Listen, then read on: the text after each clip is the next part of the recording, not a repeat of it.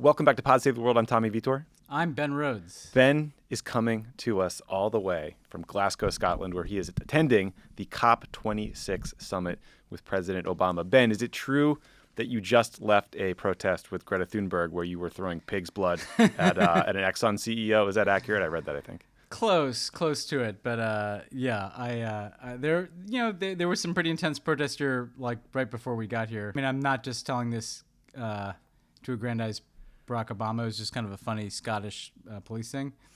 We were driving to one of his events, and they said, "Oh, there's a big protest. We're concerned about this. Just so you know, you should be aware." And we arrived.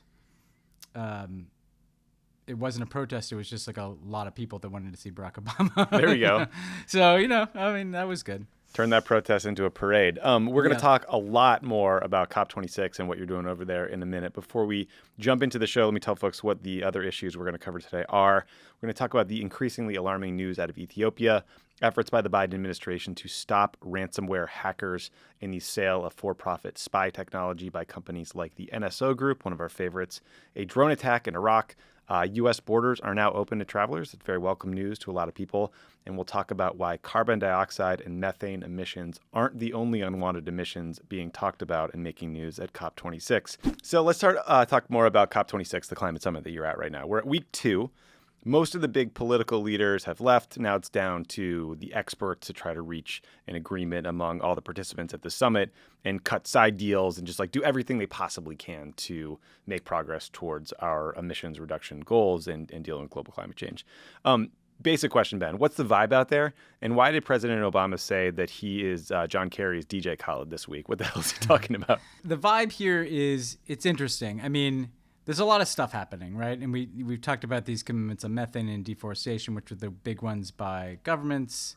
But then what there's also been is this effort to kind of mobilize the private sector and to mobilize financing of adaptation, so helping poorer countries mitigate the effects of climate change, but also develop clean energy, and also help essentially transition the global economy from carbon to a low carbon future.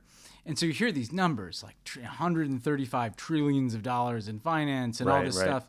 And on the one hand, that would be great, right? We need that. We need people to spend enormous amounts of money to make investments to solve this problem. On the other hand, it feels very abstract. It's not like, how is this money? Is this money actually going to be spent, or is this just a bunch of people doing a PR exercise? And so the vibe here is that the activists who are out in the streets, they just don't trust the numbers. They don't trust the governments. They don't trust the commitments. And with good reason, right? Because there's not a really clear roadmap of how the money's going to be spent or how people are going to reach their net zero targets. On the other hand, people are trying to get shit done in the summit. And what honestly, and I interviewed John Kerry. John Kerry's like the hub of this whole thing. Like, he is working 18-hour days. He's probably, in the absence of world leaders, the most prominent guy here.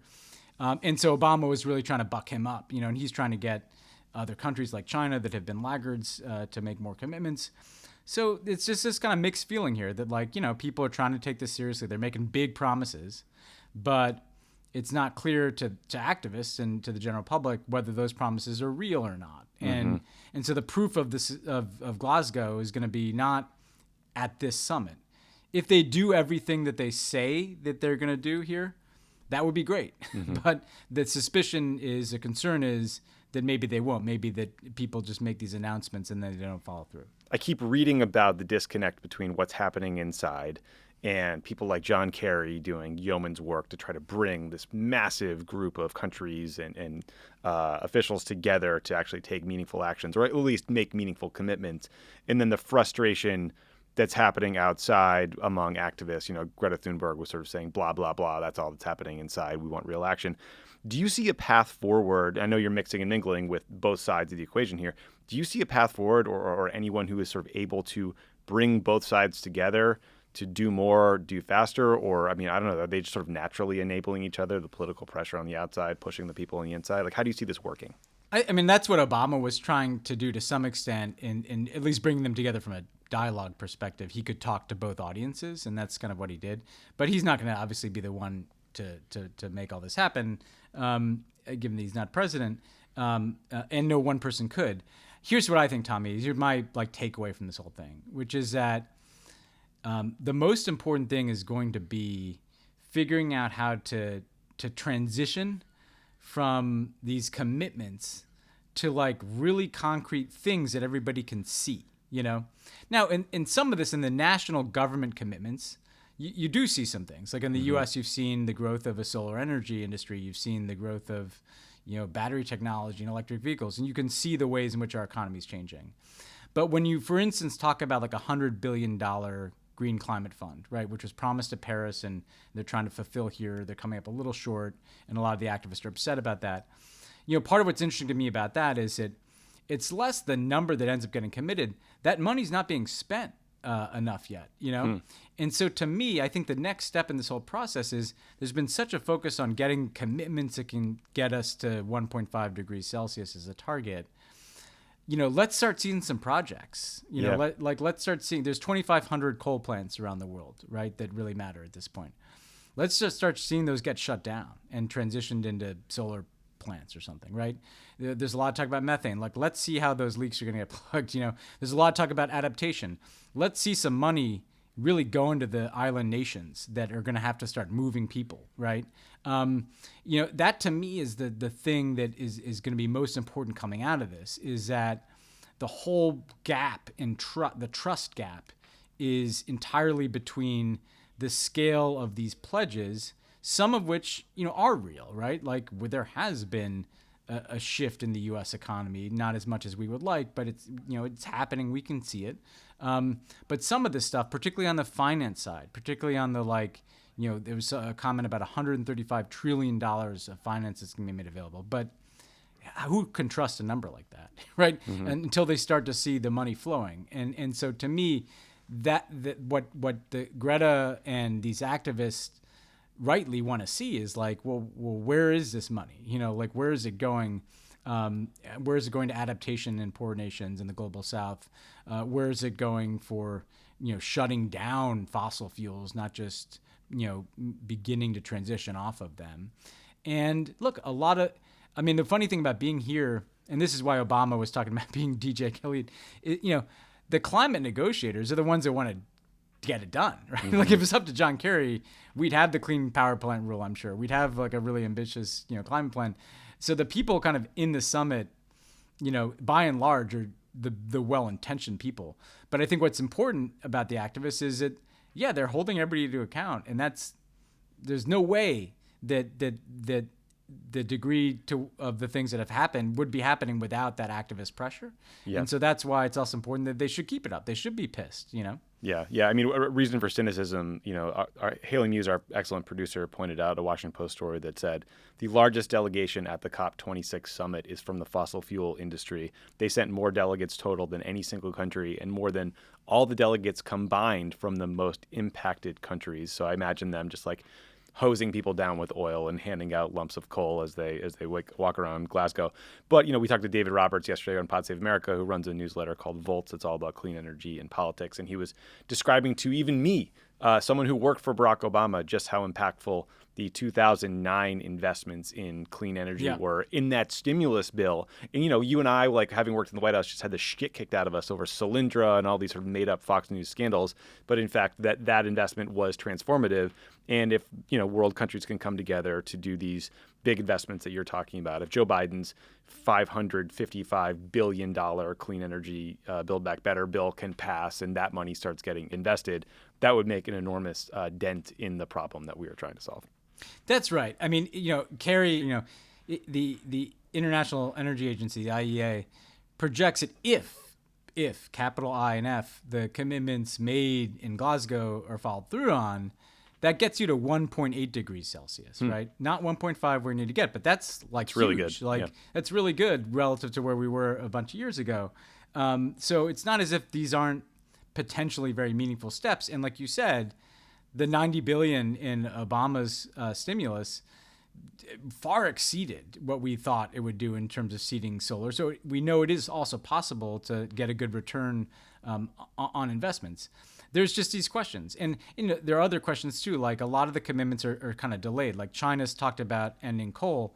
China's still building coal plants in China and other countries. Right. Like they need to stop doing that, and they're not really playing ball at Glasgow, right? The U.S., is going to have to start shutting down the things like the use of fossil fuels and coal, certainly. So, it's possible. I mean, people need to realize like this, we can solve this problem. It's very multifaceted. It involves governments, it involves finance, it involves the private sector, it involves cities and local. We saw today, Tommy, like governors are here, right, from the U.S. Mm-hmm. Members of Congress are here. AOC's mayors, there, right? Yeah. We saw AOC today. We saw Nancy Pelosi. We saw J.B. Pritzker from Illinois. Like this is everybody's in on this, and that's great. But it also is hard, right? Because who's coordinating all these moving parts, that's why the activists are important, precisely because it's so diffuse. If you don't have pressure on everybody without someone really driving it, it's the activists who have to help drive it. Yep, agreed. All right, we're going to talk about a couple other areas. Let's start with Ethiopia, because the news out of Ethiopia is getting increasingly dire. For about a year, the country has been consumed by a civil war that pitted the Ethiopian government and at times neighboring Eritrea, their military, against former Ethiopian leaders and other rebel groups in the northern Tigray region. The latest reports say that the rebel forces from Tigray are now advancing towards the capital in Addis, Ethiopia's capital. The rebel forces say they're doing this, they're making this military advance because the Ethiopian government is cutting off all aid to Tigray and people are literally starving to death. Jeff Feltman, Biden's special envoy for the Horn of Africa, is now back in Ethiopia trying to work with the leadership there, with the African Union and others to broker some sort of ceasefire, peace agreement, whatever. Ethiopian Prime Minister Abiy Ahmed has called on average citizens to take up arms in this fight. There are pro-government rallies calling criticism of the Ethiopian government, quote, fake news. So thank you, President Trump, for that legacy and that export. Aid organizations have not been able to get to Tigray for weeks. The UN estimates that 400,000 people in Tigray are living in famine-like conditions. So, Ben, we've been covering this story for about a year now. In hindsight, I don't know that we have adequately conveyed how bad this could get. Thousands are already dead. Millions of civilians have been displaced. There are horrific reports of executions, sexual violence, potential genocide. Ethiopia is home to 120 million people. It's like 117, 118. So like many, many lives are at risk here. And that doesn't even take into account the potential spillover if the violence gets into neighboring countries like Somalia, Sudan, South Sudan, et cetera. So, Ben, it seems like the right entities are in Ethiopia now meeting, the U.S., the UN, the AU. Do you think there's more that needs to be happening? Is there a role in your mind for President Biden himself to be more personally engaged? I think so, Tommy, and I've had the same. I'm glad you framed it the way you did. I was thinking about this. I've talked to some people about this, and I think we have failed to convey that this could end up, if you have like a conquering of Addis and then just kind of like a descent into full-blown ethnic civil war across the country. This is like beyond Syria, right? This is like, Congo. You had millions of people die in over years of fighting in Congo. Syria, obviously, you had hundreds of thousands of people. This is like, there's a risk, it's not a certainty, obviously, that it enters the category of discussion that we associate with like a Syria or a Congo or the really devastating civil wars of the 21st century with that loss of life, that kind of migration flow. So yes, I think it's interesting, and Ethiopia is also like a very important country. It's interesting that it hasn't gotten the same degree of attention that Assyria does, for instance. And so I do think you need kind of heads of state to get involved. Joe Biden and others, frankly, others in Africa, because we can all see this happening before our eyes. It's playing out in the worst way. It's been steadily in the worst case scenario category. And so I think that the degree of diplomatic attention that needs to be brought to bear, and look, things like the UN Security Council, that's always difficult because of the Russians and Chinese. That doesn't mean you don't try to push it more and more there and spotlight this thing. Make some news.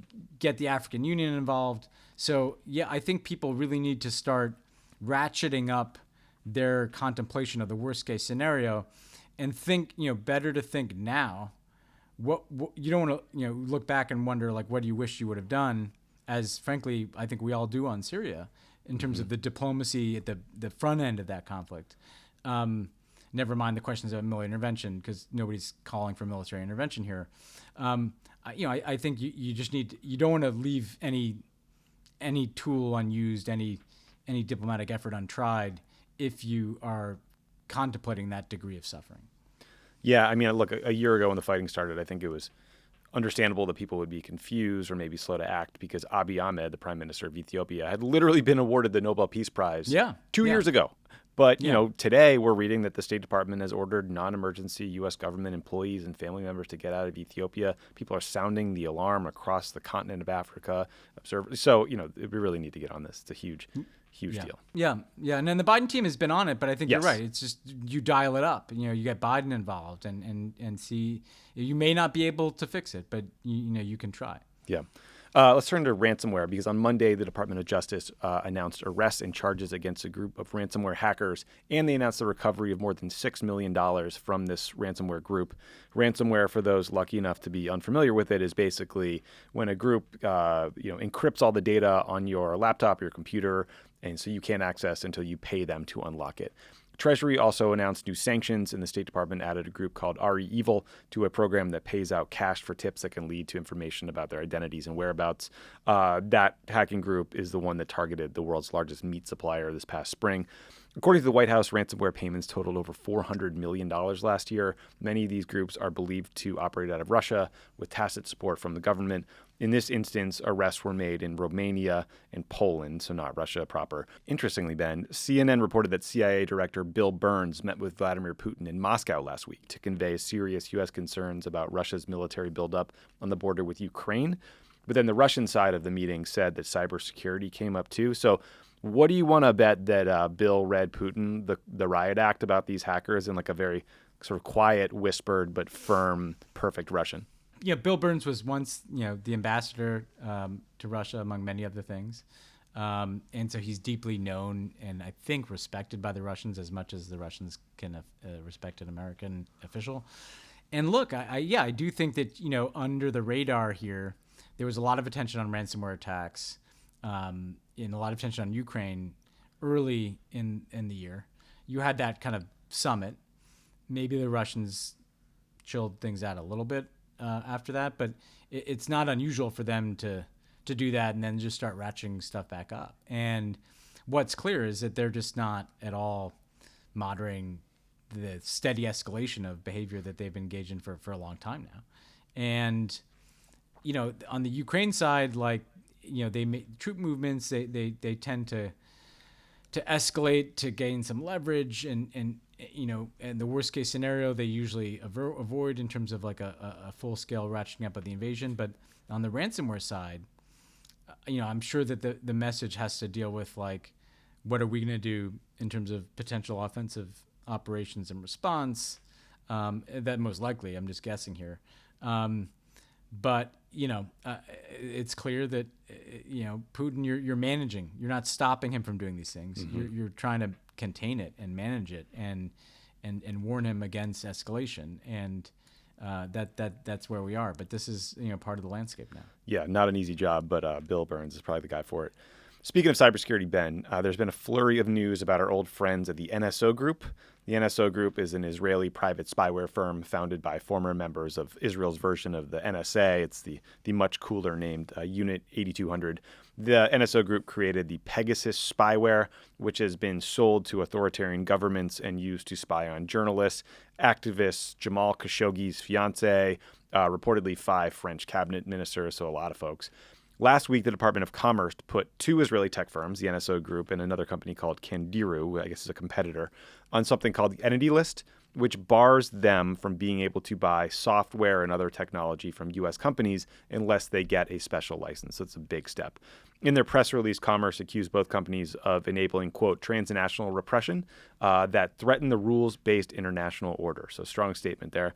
Treasury also took action against a company in Russia and one in Singapore in the same entity list announcement. On Monday, Ben, the Associated Press announced that the NSO Group software had been detected on the phones of 6 Palestinian human rights activists, half of which were affiliated with groups that Israel just accused of being involved in terrorism. We talked about that designation, I think, on last week's show, and why we were a bit skeptical of the claims that these, well-known human rights groups had ties to terrorism. The AP report adds some credence to the theory that you've heard out there that the NSO Group was basically doing, off-the-book spying that advances Israeli government interests, but in a way that gives them some deniability. Ben, this step by the Biden administration seems like a pretty big one to me in this broader effort to crack down on the spyware for profit industry, something, you and I have kind of been racking our brains on many shows trying to figure out how they can do that. But what do you make of the move, and how big of a deal is it to get slapped on the entity list if you're a company? I think it's a great move, and we should really credit the Biden administration for this, because it's two things, right? It's taking on this kind of spyware and private intelligence industry that is growing and has been all too unchecked by the U.S. government, and it's also doing something punitive related to an Israeli entity, which is not something that the Biden administration has seemed. It's tough politics. Particularly, it's tough politics, right? So I think that's important, and it does have an effect on them. It affects their capacity to access certain technologies. For instance, they rely on some kind of U.S. origin technology, and their capacity to draw on that technology and to export their products is compromised by this, and that's important. I think there's a bigger problem here, Tommy, and we've talked about it. We haven't beat around the bush, but I don't believe that the NSO Group of former Israeli intelligence operatives working with some of the most sensitive relationships in Israeli foreign policy could possibly be doing these things without some either wink or coordination with the Israeli government. Mm-hmm. So if you think this is blacklisted type behavior, what is the conversation with the Israeli government about this? I think there's also the question of these designations of the Palestinian groups, and the evidence thus far that has kind of come out is very weak sauce. I mean, it's just not, even the stuff that they've kind of put out or leaked out is not anywhere near like justifying a terrorism designation. Yeah. On the specifics there, like a 72-page sort of dossier leaked out. Apparently, in the context of the reporting about this dossier was from this, the AP got a copy of it, and basically the dossier that was leaked and then reported on failed to convince European countries to stop providing funding to any of these groups. And some of these Palestinian rights groups think that the terrorism designation was timed to distract from the disclosure that these groups had been spied on by the NSO Group. Now, we obviously can't confirm or deny that, but it is troubling that you can just declare a human rights group is somehow supporting terrorism and try to sanction them without any real evidence of it. Yeah, and these, again, mainstream, it'd be like somebody coming in and, designating like Human Rights Watch, Amnesty International, Human Rights First, like these are prominent groups, right? And so the anti-democratic, look, we talked a lot about kind of Palestinian policy or Iran policy as it relates to the Israeli government. This interconnection with anti-democratic activity, shutting down NGOs, exporting spyware to people like Viktor Orban in Hungary, who acknowledged, by the way, even the Orban government acknowledged that they were engaged in this activity over the course of the last several days, or Narendra Modi, who's taken an authoritarian turn in India, or the increasing reports about the Egyptian and Israeli and potentially Gulf support for the coup in Sudan. There needs to be a conversation with the Israeli government about democracy, separate even and apart from a two-state solution. And look, and I say that, again, I always try to go to my way to say, I think there needs to be a conversation in America about our commitment to democracy. The Republican Party, would be fit in the same category of what we're seeing here. So this is something that's happening everywhere, right? But given the fact that we give so much assistance to Israel, I think we have a right to ask questions about these kind of anti-democratic activities, which, to be fair, all of which would have had their origin in Bibi Netanyahu's government, right? Right. So, except the decision to designate these groups, was under the new government. So that implicates them as well. Yeah, and look, just to close the loop on this section, I mean, all of this, when we're talking about the treatment of the Palestinians, kind of dovetails together because there was a major Washington Post report that detailed how Palestinians living in the West Bank now basically live under constant surveillance thanks to a network of cameras, smartphone tracking, and facial recognition technology that really, when described, sounds more like the kind of infrastructure and activity that you would find in China, specifically Xinjiang, where the Uyghurs are, than a democracy. The technology is called Blue Wolf, and according to this Washington Post report, the members of the Israeli military were tasked with going out and just taking smartphone photos of random Palestinians, often against their will, including children, and then uploading them. And the units that got the most photos were awarded prizes. It's this sort of like dystopian surveillance state activity that is constant and pervasive and suffocating. And so like that's kind of the broader context here because, you know, these technologies like the NSO group or this kind of surveillance technology can get implemented one place and that has a cost, but that can also get exported to other places and has a cost around the world. And I think that's why it's something we talk about so much because it's a new thing and it's troubling and it's a growing trend. We talk about our concern not just about Xinjiang, but about the potential export of the kind of Chinese toolkit of, you know, surveillance cameras, artificial intelligence, facial recognition technology, basically the toolkit that allows a government to have total surveillance of our population and to use artificial intelligence to kind of monitor every single person in an area and to control them through that kind of technology. And I don't know why we'd be concerned about it in one place and not another. You know, To me, it's something that concerns me everywhere. Yes, agreed. Let's turn to Iraq because over the weekend there was a drone attack on the home of Iraqi Prime Minister Mustafa al-Kadhimi. I don't believe these were, you know, sophisticated drones like a Reaper or a Predator drone that you would think about in America. We're talking about like smaller drones, I think probably have a grenade or some sort of, you know, explosive strapped to them and then are directed onto a target by GPS or someone, you know, controlling it with a remote control. Regardless, very scary stuff. Luckily, 2 of the 3 drones were shot down. And the one that hit the PM's house didn't hurt him, but it did injure members of his security detail. This all happened as Iranian-backed militia groups continue to protest the results of the most recent parliamentary elections. So not sure what else to say about this one, Ben, but, you know, seems bad. Hope it doesn't happen again. Pretty scary. Seems bad. And look, I mean, Iran's activity in Iraq, you know, is deeply undermining of the capacity of Iraqis to make their own decisions. But it's also like generally pissed off Iraqis, you know, over the years. Like it's turned a lot of them off of Iran. And look, I think it's something that bears watching. You saw Iran simultaneously like condemning this attack, but it has the blueprint or the hallmarks of what Iranian proxies do. And so, you know, I think it's worth getting to the bottom of it and naming and shaming whoever we can establish was responsible and trying to utilize it, you know, not just to have this kind of ongoing kind of proxy conflict with Iran instead of Iraq, but to help mobilize Iraqis to say, like, we don't want anybody trying to control our affairs and certainly kill our leaders, and to push back against that kind of activity. Yeah.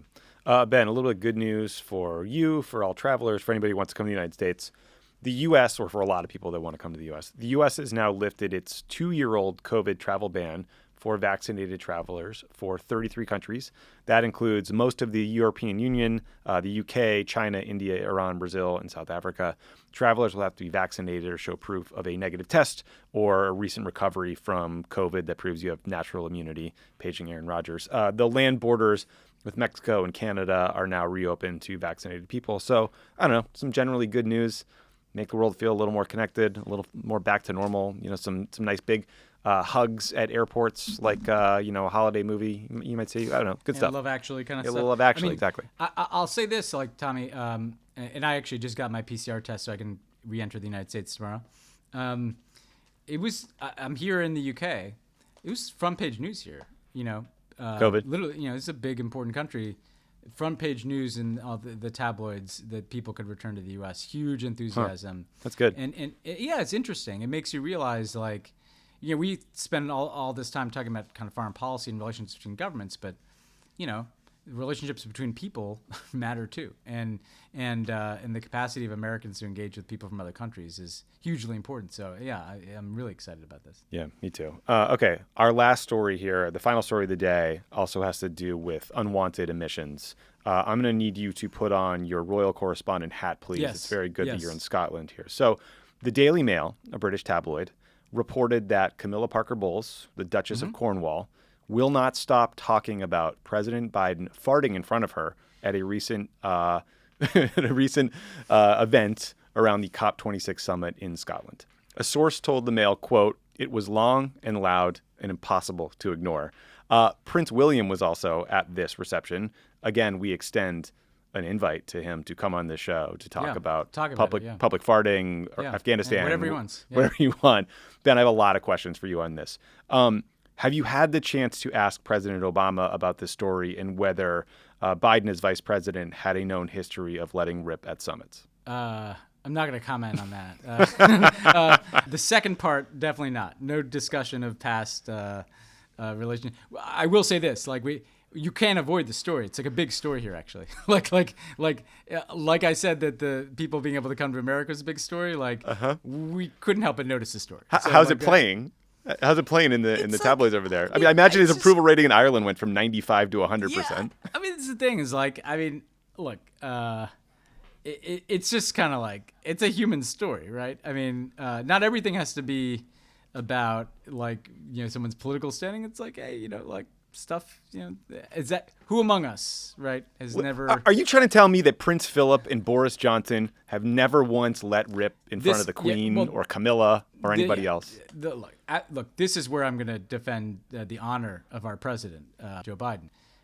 You're telling me Boris Johnson has never once let Boris slip? Johnson.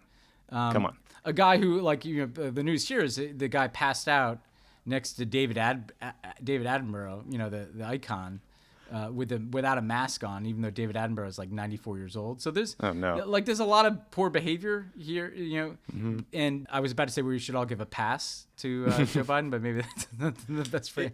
Is this technically fracking? How do we define? We need to name this one. Yeah. Fartgate, Fartgazi. Russia fart, I don't know, P-tape. What should we go with here? We need to brand this. I don't want to be the one to be responsible for the branding, but I support the idea of it. I have no problem with it. I mean, people are human beings, right? Stuff happens. My last question for you, and I'm going to need you to just get real high before you answer this. Camilla Parker Bowles can easily be rearranged to spell Camilla Parker Bowels. Makes you think, doesn't it? Well, I'm not in California where marijuana is illegal, so I'll contemplate that. I'll contemplate that, and I mean, I was gonna make an emission. I was about to make an emissions joke, and then I was just like, "That's way too." The whole summit's trying to. It's about reducing methane emissions. The joke's it's right there on the table. It's right there. So do whatever you want. Do whatever you want with it, guys. Listen, I respect. There's nothing more confident. When you first start dating somebody, you are not coming close to this kind of behavior, right? It's only when you are fully comfortable, when you have a special relationship, Ben. This is a special relationship is when you can just fart with reckless abandon in front of the person with you. I think you just nailed it. I mean, this is something, this is a sign of intimacy, of a special relationship between nations. The Churchill bust is rolling over in its Obama dug grave. Ben, thank you to you, to Farters Everywhere. Thank you to you for staying up. What is it, 10 p.m. over there? 10 p.m., but I also have slept a total of 5 hours in 2 days because not because I'm that busy per se. It's because I'm so out of practice with traveling 8 hours out of time zone that I'm just messed up. I was all fucked up from the 1 hour time change. I was literally thinking of you this morning because I finally felt like a human being again because I slept well last night. And I just can't believe we used to do these summits all the time. You'd go away for 10 days and I would just not sleep for 2 or 3 nights. And you just feel like a lunatic. Yeah. I'm glad. I'm glad this is only a few days. Let's just say. Yeah. I'm not 32 like I was when we used to do that. You look even younger. Yeah. Well, I'm glad you're there. I'm glad you did it. It sounds like Obama actually had an impact, and it was a very cool. He did. He pumped people up. I mean, it was. He really gave a shot of adrenaline here, so it was good. Excellent. Well, that's all we got, and next week we'll be coming to you, listeners, live from good old Los Angeles. So talk to you next week.